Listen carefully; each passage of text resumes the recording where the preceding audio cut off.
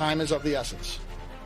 And the August 24th cuts are just the first of multiple steps we will be taking in short order to address our structural deficit. Breaking right now at 11:30, SEPTA just released new schedules and a timeline showing what will happen if they don't get new funding from the state. NBC 10's Katy Zachry live for us at City Hall with those details. Katy, that deadline just days away at this point.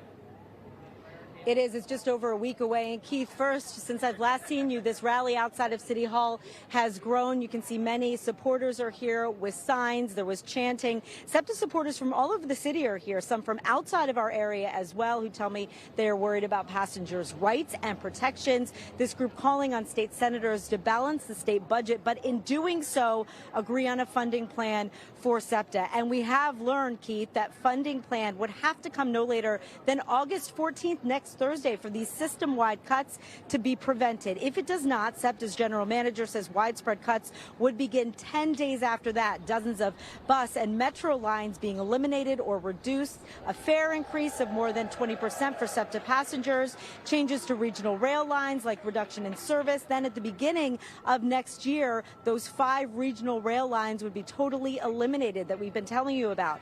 These cuts, we're told, are necessary to keep SEPTA running despite a massive budget deficit. Transit leaders say they are hopeful state lawmakers will finalize a budget soon. And even if it comes after the August 14th deadline, they say it will take some time, but they can reinstate services if they get the money. If the funding is resolved to the extent that we need it to be resolved, in other words, we get the number that we hope for, we will put everything back. You know, I think these cuts are going to be crippling, and the problem is once you do these service cuts, it's very hard to recover. And believe it or not, a lot of New Yorkers and New Jersey, people who live in New Jersey, they use SEPTA, they use the Trenton line. The Trenton line is being cut. I mean, that is crazy. Back out here live at this rally where state lawmakers are still at the podium speaking, drumming up a lot of support. I met a woman who came from South Philly. She arrived not long ago. She's a retired teacher in the Philadelphia school system. She said she relied on public transit during her days of teaching. Many of her students relied on public transit as well.